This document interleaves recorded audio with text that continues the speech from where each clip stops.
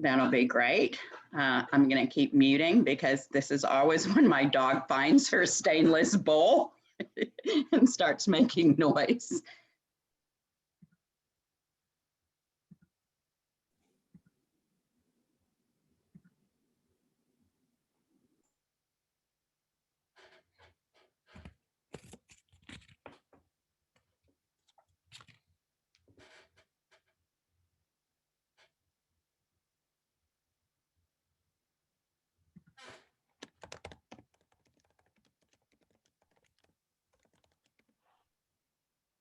Hi, Keith. I see that as FAA. So is that the, okay. Is that the FAA or another FAA?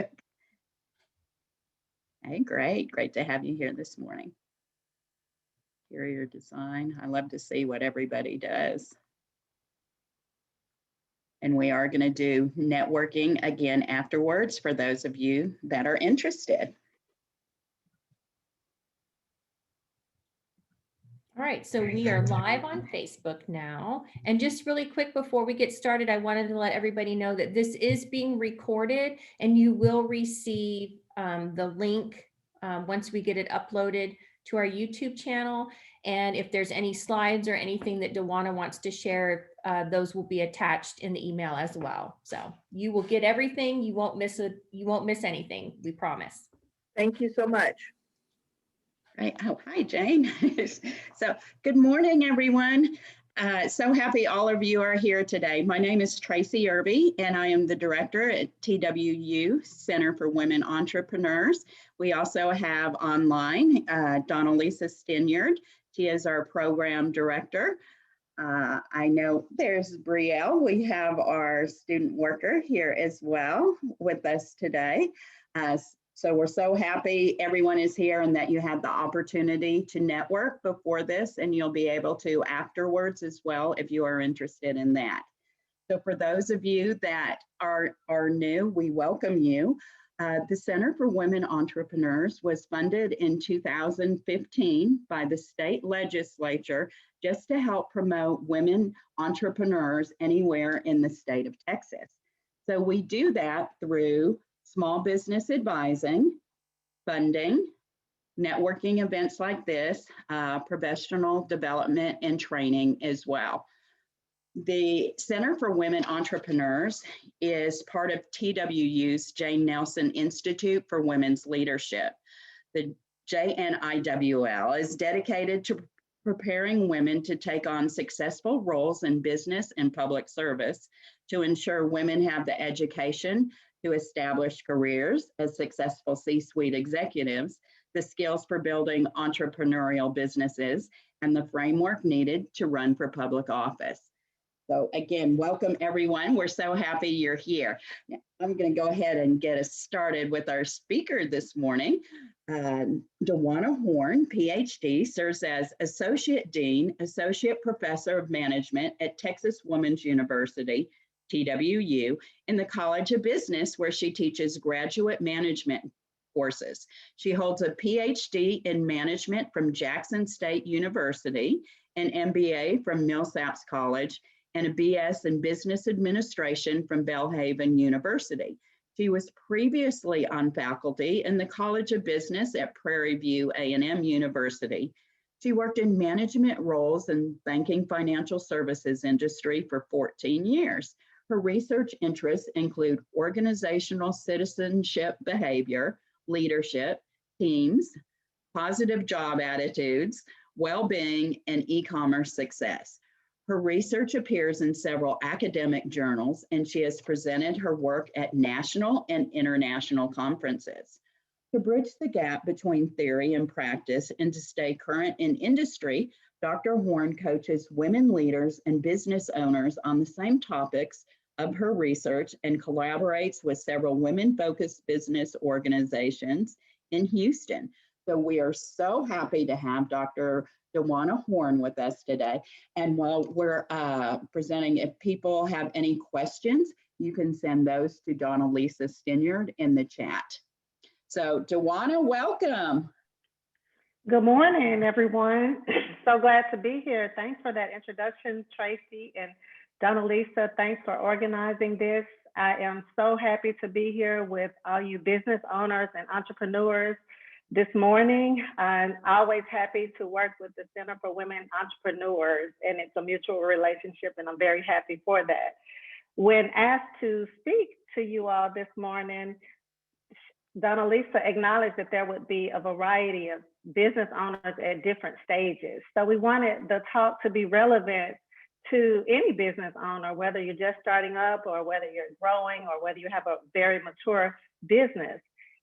The best way that I could accomplish that is to talk about something that I know without a doubt will cross any stage of business. And it stems from my research in the area of management, specifically leadership. And it's about leadership. Everyone on this call, if you own a business or if you're thinking about owning a business, you're a CEO or you're getting ready to be a CEO. So you are the chief executive officer of your enterprise, and you have thought of great products and services, and you are offering your products and services in the market. It takes a lot to accomplish that. So today our topic is on a leadership topic called emotional intelligence. And I'm gonna go ahead and share my screen.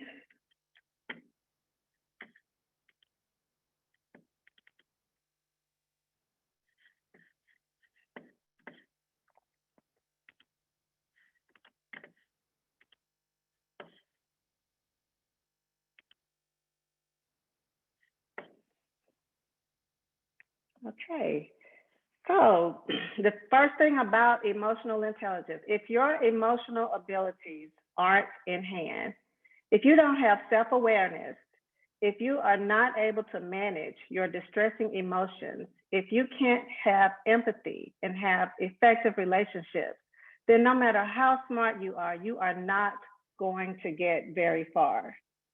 You have products and services that you're very passionate about, things that are very near and dear to your heart.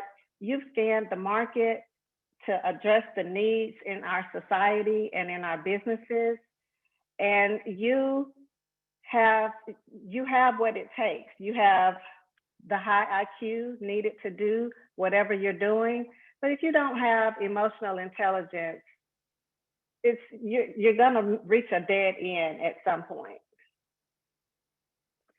So these are all the things that you have to do in business. And these are the different stages of business.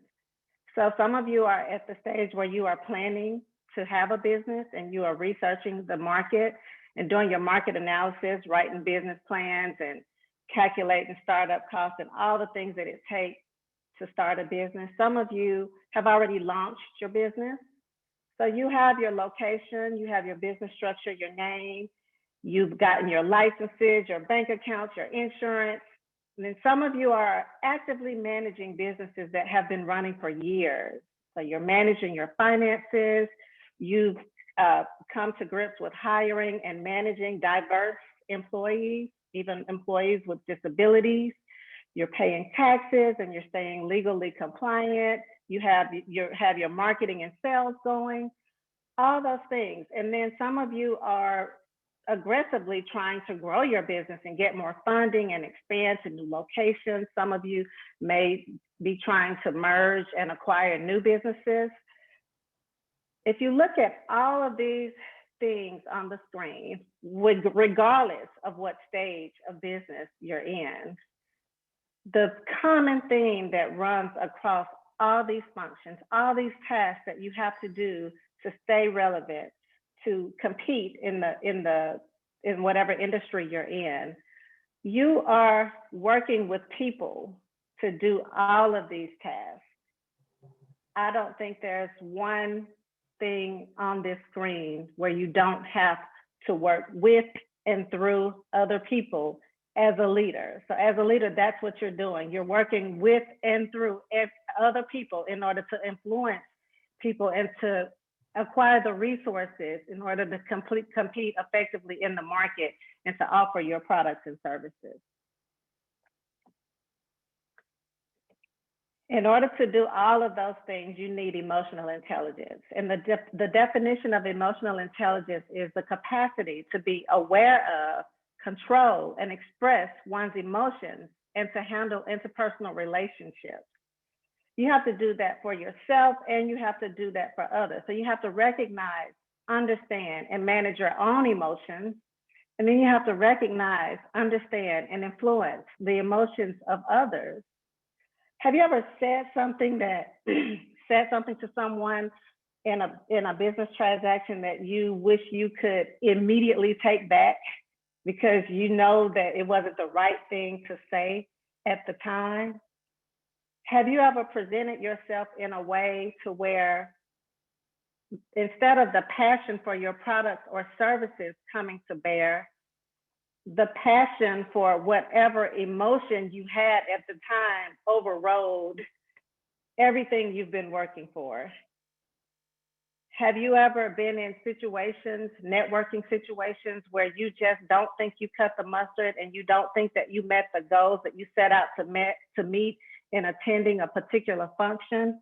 Well, all of those things have to do with emotional intelligence. Emotional intelligence affects everything that we do. So it affects our relationships, it affects our decision making, and it affects, most importantly, our opportunities, our ability to recognize opportunities. And as an entrepreneur or as a small business owner, you want to be able to recognize opportunities all the time, and you want to be able to take advantage of those opportunities. You want to be able to make effective decisions, and you want to be able to handle your relationships. You're going to have multiple relationships with multiple constituencies, and you have to be able to manage those. I am also a realtor in the Houston real estate market, and in doing one transaction, I have to deal with at least about 10 people. I have to deal with the lender and all the people in the lender's office, the title company, the seller or the buyer, the client. So in your businesses, you could probably name more than that. So emotional intelligence affects everything, and we have to increase our emotional intelligence.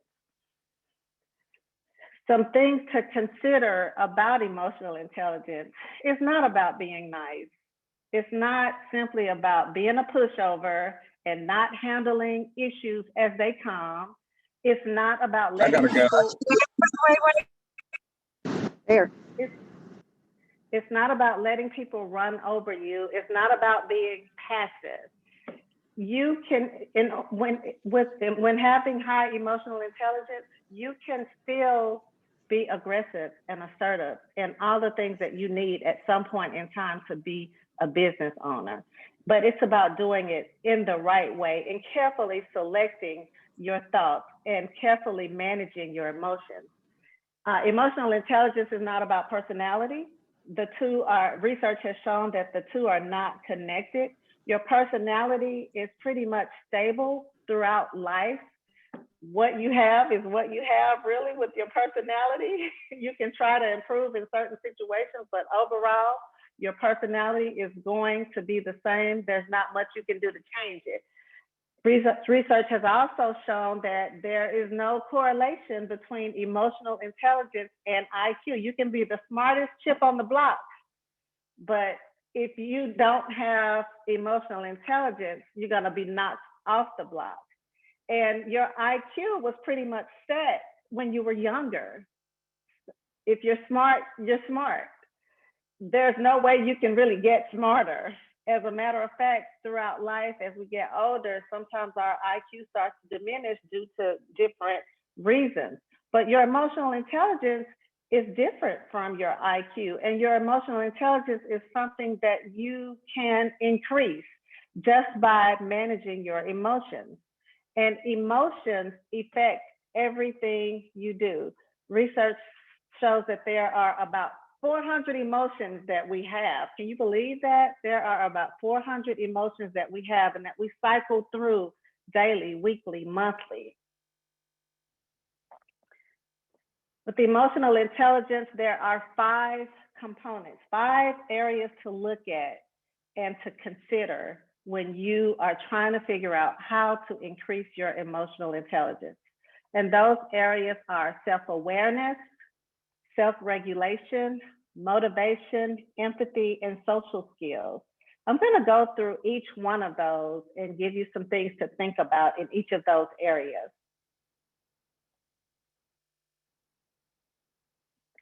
Self-awareness is the ability to recognize and understand your moods, emotions, and drives, as well as their effect on others. And it is characterized by having high self-confidence, by being able to do a realistic assessment of yourself, and by being able to laugh at yourself sometimes through self-deprecating humor. So it's about knowing what affects you and knowing how you affect other people. And you have to be able to do this in your relationships, in your decision-making, and in your business. Here are some considerations to think about to just kind of jog yourself to see if you are self-aware. So you think about your values, which are your principles that guide you, your moral compass. You think about your passions, what interests excite and energize you. You think about what are your ambitions, what goals and experiences do you want to achieve in life? Because we always want to keep our ambitions at the top of everything, because what are you doing it for? You always want to remember why you started. What environments do you feel most fulfilled in? And what are the consistent ways you think, feel, and act? So what are your patterns? Know your own patterns. What are your reactions? How do you respond to difficult situations? And boy, don't we all have difficult situations that we have to figure out how to respond? Well, think about yourself. How do you normally react in those types of situations? Do you just fly off the whim? Are you more methodical? Do you think through what you say? Okay, and then impact. What is the effect that you have on other people? So those are some considerations for self-awareness. And if you wanted to take more self-awareness type inventory questions, if you just look out on Google, there are 30 questions to consider for self-awareness on this site, or 50 questions to consider for self-awareness on that site. So there are plenty of resources available for you to just kind of spend some time reflecting on who you are, what you believe in, what are your passions, and what impact do you have on other people. Okay, and then what you should know is that you can be very self-aware, but it's not going to stop you from making mistakes. So here's a quote. I don't know who it's from. I'm always searching out on Pinterest quotes, but self-awareness doesn't stop you from making mistakes. It allows you to learn from your mistakes. Okay, the next component of emotional intelligence is self-regulation. And self-regulation is the ability to control or redirect disruptive impulses and moods.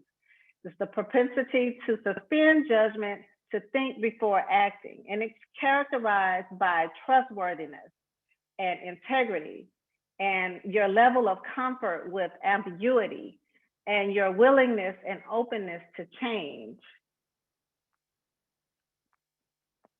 With self-regulation, you need to learn how to select your thoughts just the same way you select your clothes every day. This is a power that you can cultivate. And I thought that this was a very relevant quote, since the majority of people on this call are women, and we are always into our appearance and everything. So I thought if I could relate this to putting on clothes or beauty in some type of way, surely we'll all get it. So you need to learn how to select your thoughts just the same way you select your clothes every day. And self-control is all about moment-to-moment self-awareness. We have to think about self-control all throughout the day, in every interaction, every phone call, every email that we have. There have been times where I set out to send an email and I know me, If it's something that I'm very passionate about, sometimes I have to sit there and read that email 3-4 times. And guess what? By the time I press the send button, the email is nowhere near what I was going to say at first. And sometimes there have been times where I even print out the email that I type first because I know it's not right. And then I compare it to the email that I, settled on and thought about and everything like that. And I say, boy, they were really gonna get it if I sent out that email. And there's no telling what I was gonna get in reaction to their reaction. So we have to be able to control ourselves moment to moment. Okay, motivation. Motivation is a passion to work for reasons that go beyond money or status. If you're driven by money, then you're going to have some issues. Motivation is a propensity to pursue goals with energy and persistence, and it's characterized by having a strong drive to achieve.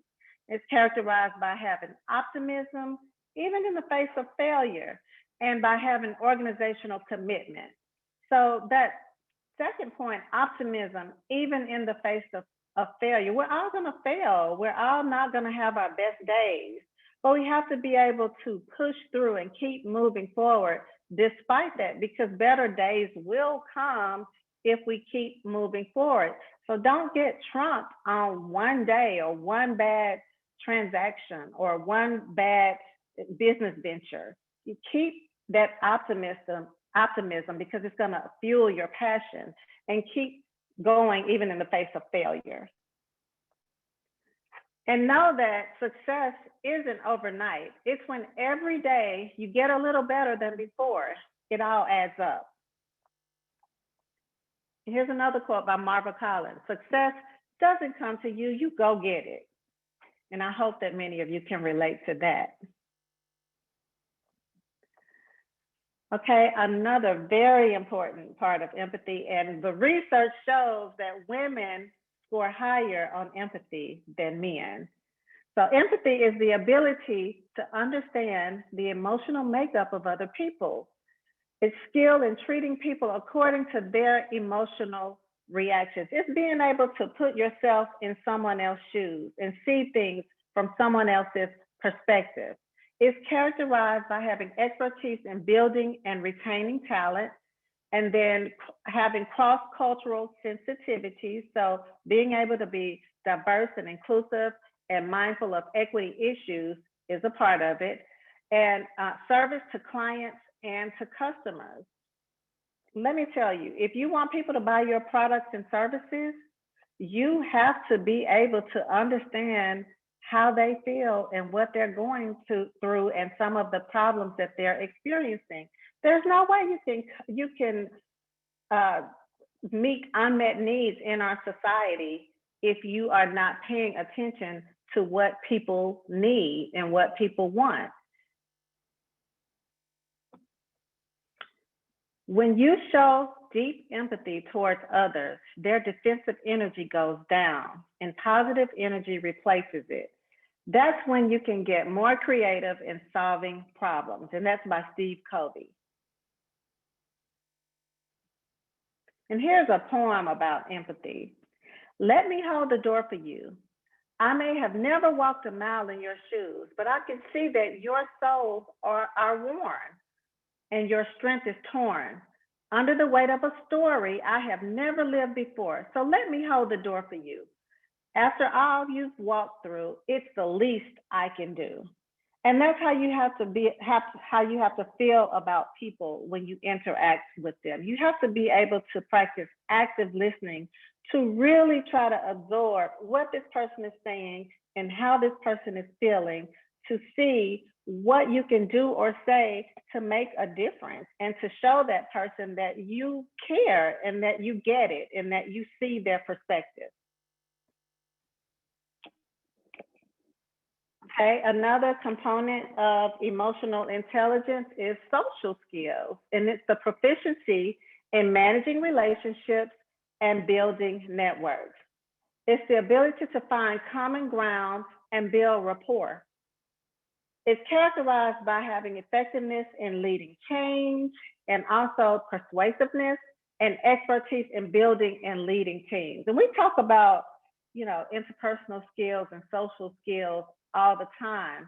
But this is what it boils down to. Here are some social skills to practice. Practice accepting differences, accepting and respecting differences. That's what I like to say. Asking for help. How many of you go and you network and you do all these things and you're around all these phenomenal and successful people and you don't have the courage or you don't feel safe to ask for help? That's a problem, because the purpose of you networking is so that you can build from other people. Communicating clearly is a social skill to practice. Complimenting others.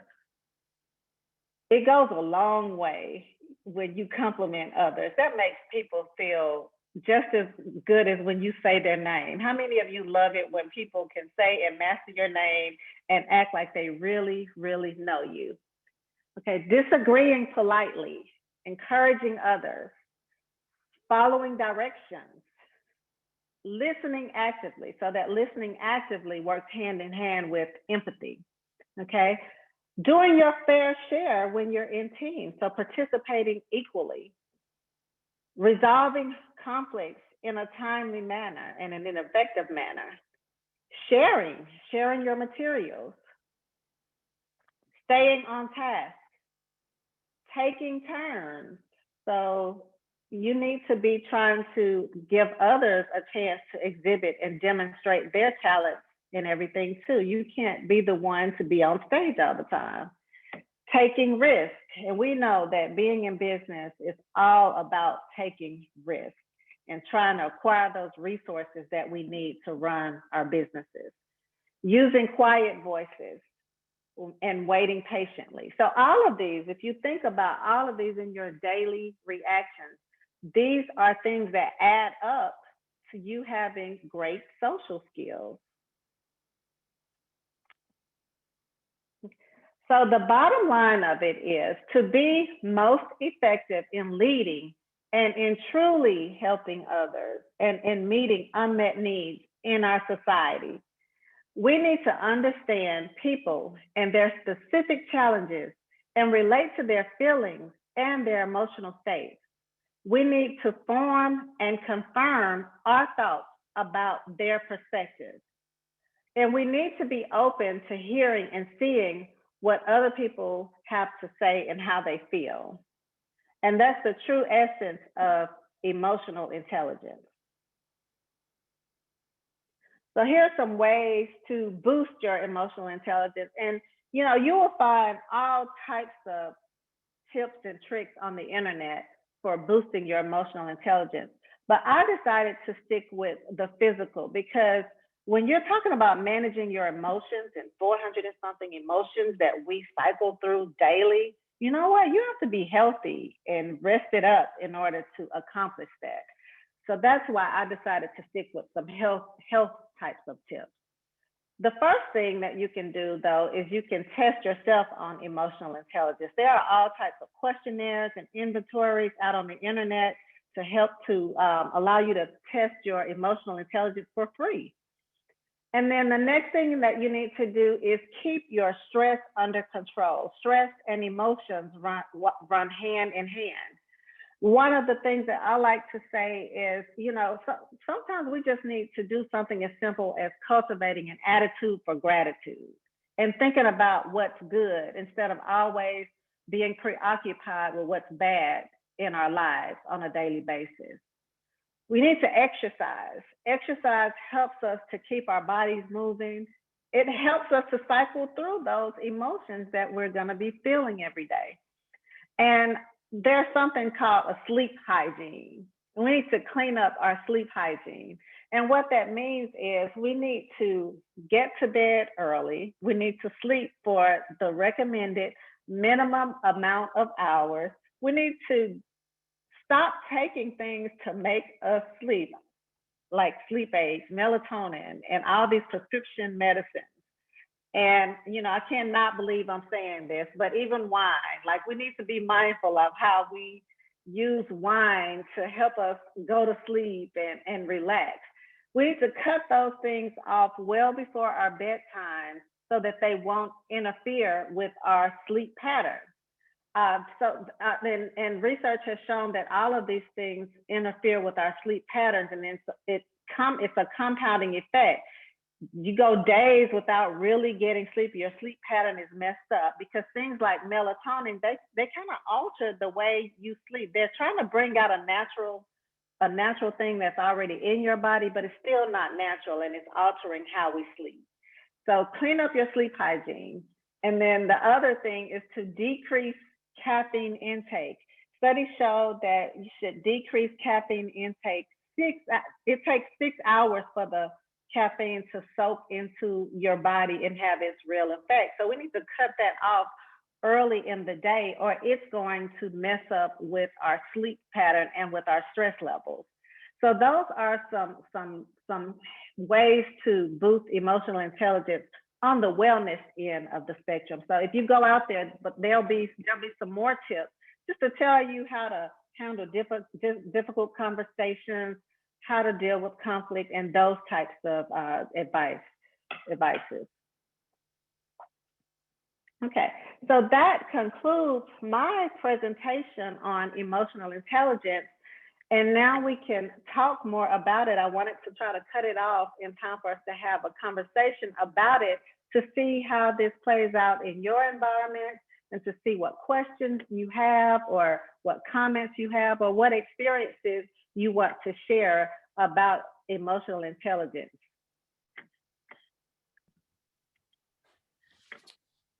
Okay, I have a few questions. And so if anybody has more questions, please feel free to put them in the chat and we'll grab them.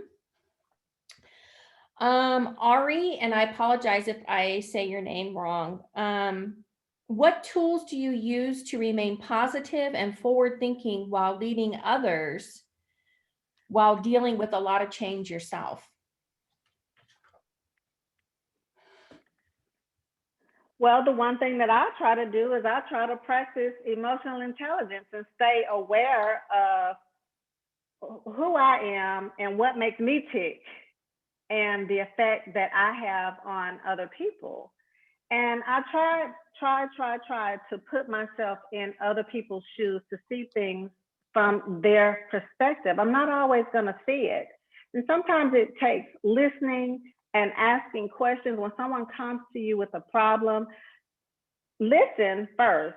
Try to listen as deeply as you can, but then ask follow-up questions so that you can try to ascertain what's really, really, really going on with that person. And so that's what I do when I'm dealing with people and leading. And I always try to maintain a spirit of, my motto in life is to keep it moving. So I try not to get bogged down on problems and issues for myself and for other people. I get mad and I get sad and disappointed and shocked just like anybody else. But in the depth of my soul and in the back of my mind, I know that I have to keep moving forward regardless of what's going on. And that has helped me. That's awesome. So Shirley would like to know, you shared the social skills that we all need to practice. And she wanted to know if you could share tips for practicing those social skills in the virtual world. Oh, wow. Okay, let me go back to those.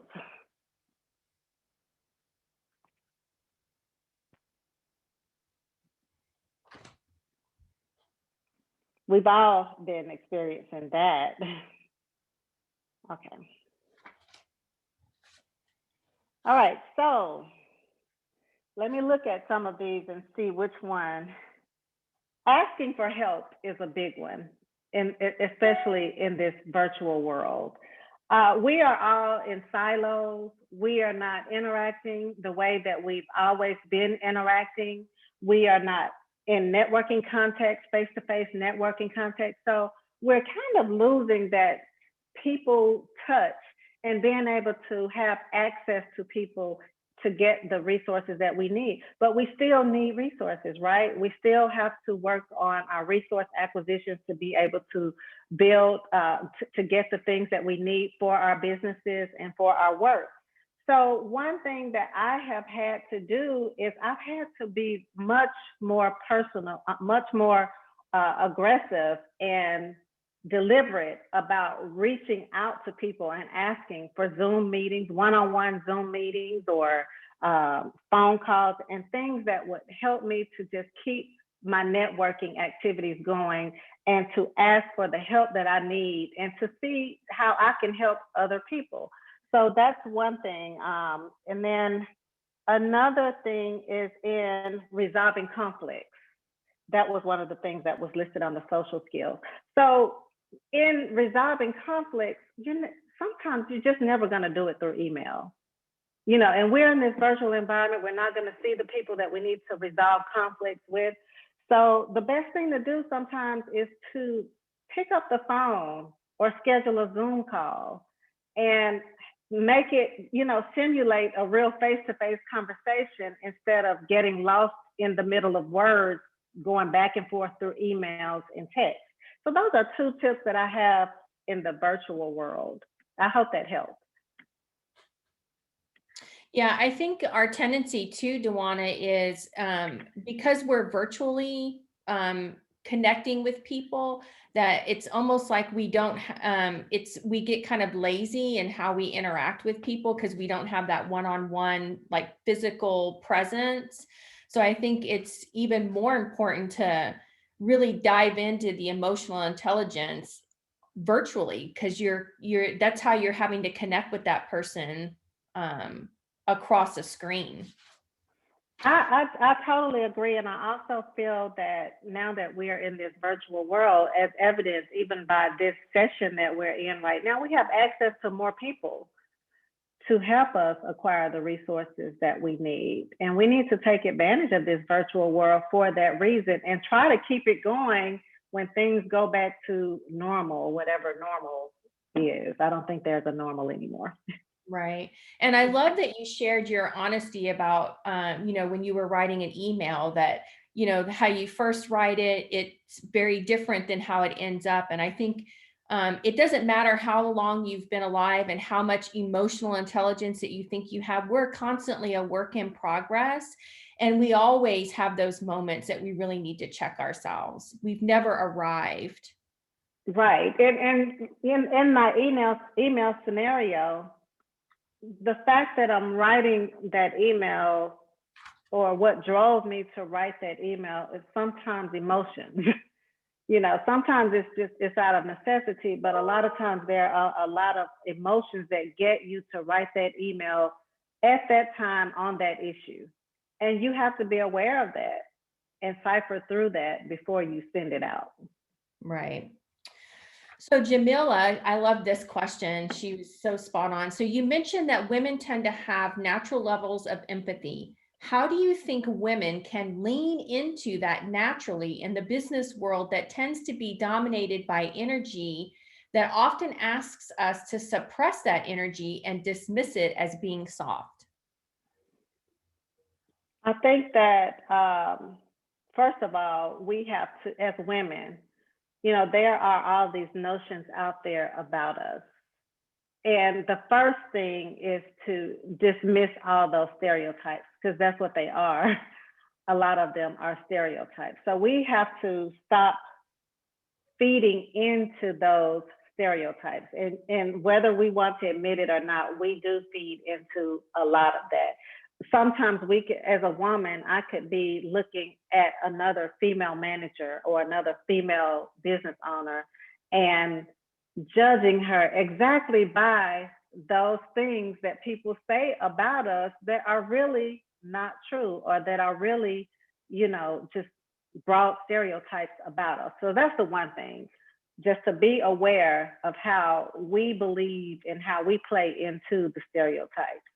Okay, and then the next thing that we need to do is, I think that, you need to be self-aware, and then from there, be genuine. And when you're genuine in your interactions, then that's when you are going to respond with empathy that appears genuine. And empathy that appears genuine and that is genuine is going to be effective to the people that you're interacting with. So I think it's about just getting to self-awareness and self-control and being authentic within all of that. And that's what makes us better leaders in the workforce. And that's what makes women shine for the good qualities that we have, is when we're able to be authentic. I think it's really leaning into that first slide that you showed with self-awareness and about knowing what your values and knowing what your passions are. I think as women, when we know who we are, it's a lot easier for us to stand strong in the workplace and to really lean into who we are as a leader. I think when we don't know those things, it's really easy to get swayed to the left or to the right and feel like you have to conform to kind of what's the energy in that organization. Would you agree? I agree. And I think that we not only do we have to know those things, we have to believe them. And sometimes that can be the problem with us, is that we don't believe those things about ourselves. Imposter syndrome and things like that slip in and take away the things that we really ought to know about ourselves. So just be aware of those types of things too, but be aware that sometimes there will be factors that make you not truly believe. Just like if you're operating in a room full of men, or if you're operating in people who don't look like you or act like you, then sometimes you begin to cultivate feelings that you don't need to be there, you don't belong there, you don't measure up. We need to dismiss those types of notions. Yeah, totally agree. So Mona C, she would like to know, how do you manage situations when the person you are dealing with does not understand self-awareness? How do you continue, or what connection can be made to continue? Well, at that point, you cannot make that person more aware of herself. And sometimes we have to get to the point in our interactions to where we have to believe that the person is doing the best that they can do at that point. So then you tailor your reactions from there, or tailor your actions from there. So sometimes people are giving us truly the best they have. And whether we think that they should self-evaluate or be more aware of what they're doing, it really doesn't matter. That they are where they are. So we can, at that point, then the thing becomes that we need to control our emotions and our actions. Yeah, only person you can control is yourself. So that's right. That's right. And then I lost who asked, it was Tasha Whitaker. She wanted to know, what's the approach to reach out to someone you don't know when asking for that Zoom call with someone that you don't know? Just do it. Just do it. I mean, what's the worst they can say? No, right? And what I've learned in networking and reaching out to people, doing cold calls, and I will contact somebody on LinkedIn that I don't know if I have a question or if I need something. So you just have to step out of your comfort zone and do it. And the worst they can do is say no. But what you'll find is that most people really do say yes. One example that I have is that I teach the capstone class in the MBA program at Texas Women's University. And in that class, my students do business plans, or they analyze businesses for companies. And at the end of the semester, when we're in a face-to-face environment, I bring in industry people to evaluate their business plans and judge their presentations. So I try to bring in accountants and other business owners and attorneys and executives from corporations and things like that. And I did that for 9 years, 3 semesters a year for 9 years. Do you think I knew that many people? I'm not even from Houston, so let's just go ahead and say I did not know all those people. But what I would do is I would just scan my LinkedIn and send a message. And can you believe nobody, and I'm not just saying this to make this presentation sound more real, but nobody has ever said no unless there was a scheduling conflict or something like that. So just do it. That's what I recommend. So I just wanted to share a comment in the chat. Katie said, thank you for that reminder to just do it. I've been avoiding reaching out to someone I need to, but today she's going to do it. Do it, Katie, do it. Yes. And then Keith, he said, so much of what you say are things that my mother shared with me before she passed. People are generally doing the best they can in the moment. Go ahead and ask. The worst thing they could say is no. Yeah. Yes, Keith, thank you for agreeing with some of this advice that I have. And it makes me feel so good that your mother had the same advice. It means that I'm getting more emotionally intelligent. So I did have another question just pop in from Jennifer. If our companies are beginning to have a social conscience, can we have companies that also have emotional intelligence? Companies with emotional intelligence? It says, if our companies are beginning to have a social conscience, can we have companies that also have emotional intelligence? And Jennifer, if you want to pop in, yes, it is being recorded. So Jennifer, if you want to pop in and clarify a little bit. Hi. Yeah, like I don't know if it's a trend or what you would call it, but companies are beginning to step up and care about the environment and care about the community and give back more than they take. And so, I mean, here we are learning about human social intelligence. Well, social conscience is a human thing, but if we're building our companies this way, can we also have it as it has emotional intelligence? No, I mean, I don't know.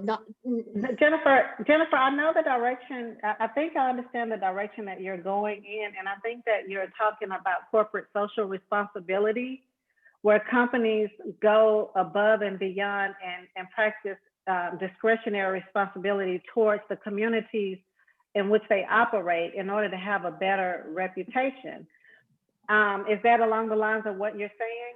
Kind of. It's more like the startups that are coming in, like coffee companies or just companies that won't do business with, say, blood diamonds, that kind of thing. And it's like companies that won't do business from small up to large, but like a lot of millennials I've seen are gearing towards, if they have a company, it's going to be socially responsible. It's not acceptable not to be. Well, that is going to be a function of the leaders and the workers in the company. I mean, the company itself is not going to be emotionally intelligent. It's going to be that way by virtue of the people who are running the company, which is one of the main reasons why we're having this conversation today for you as small business owners.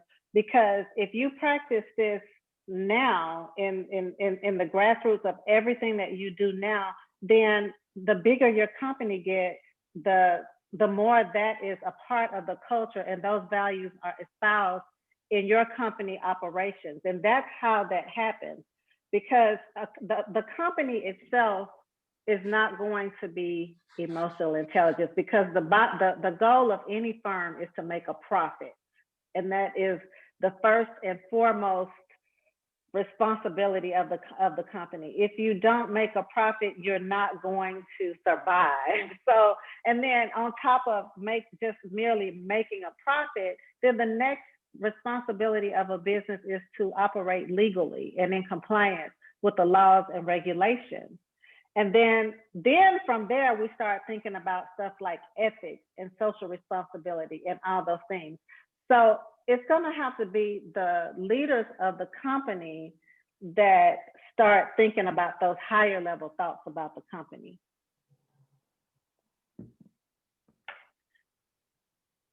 Thanks. All right. Do we have any more questions? If not, I'm going to turn it over to Tracy. Thank you, Dewaynna. Thank you. Thank you. Thank you, Dewaynna. That was wonderful, and so much to learn in there. And the comments were great as well. And I loved one of them too, that where you said you kept redoing your email. She said to be careful on social media as well. Yes, definitely, definitely. And you can't really erase when you think you're erasing them from social media, not actually erasing them. So you have to be even more careful. Definitely. Like I said, such great information. Thank you so much. Well, we have several things coming up. We appreciate everybody being here today, and all of you new people, we hope to see you again. Next month, so WomenRISE will be on March 9th. We're going to have Cassina Sheets, and she was on the call today. She's going to talk about business credit, get funding with your EIN, not your social security number. On Thursday, February 18th, is our evening workshop. It's going to be from 6 to 7 p.m. We're going to have Zandra Evans speaking about why streaming matters. So I'm looking forward to that as well. And we have something special coming up, right, Donna Lisa? Yes, we do. So be watching your email. 10 o'clock, an email will go out sharing something exciting that we have going on for you. Great. Yeah, and we're excited about that, especially those of you that are local that will be able to take advantage of that. So we're very happy for that. Again, you want to do our poll real quick? Yeah, we'll do the poll, and we're going to get to networking again.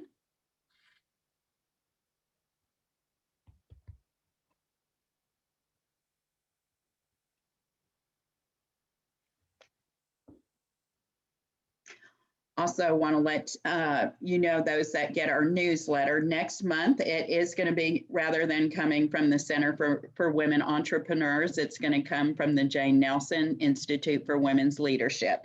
So just know that it'll come under a different name. You'll get our other emails, though, that we send you as well. And for those of you that asked about the recording, yes, we did record it. I will reach out to Dewaynna and ask her to send us those magnificent slides so we can share that. And all of that will be coming to you in your email through Eventbrite. Okay, and I know several did ask about the chat. Again, if you go to the chat box where it says to everyone, over on the right are 3 dots. If you check that and just scroll, the first thing is save chat, and you can save that to your computer so you'll have all the conversations that were here. So again, thank you, everyone. It's a little early, but Donna Lisa will, for those that are staying and want to network, will get you assigned to rooms. Thank you, everyone.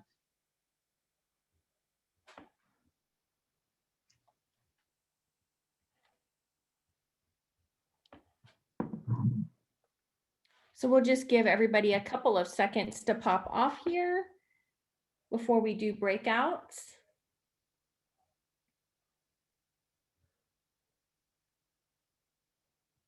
And we'll just do 15 minutes from the time we get you guys in there.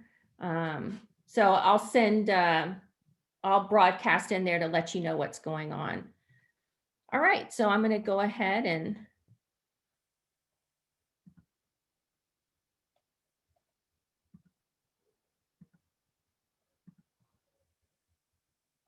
all right.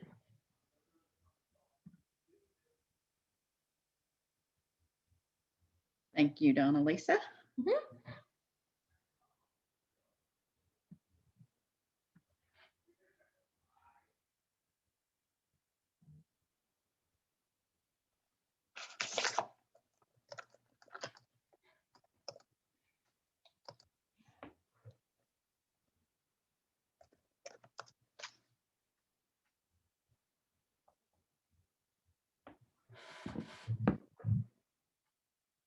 So for those of you that are left, if you would like to,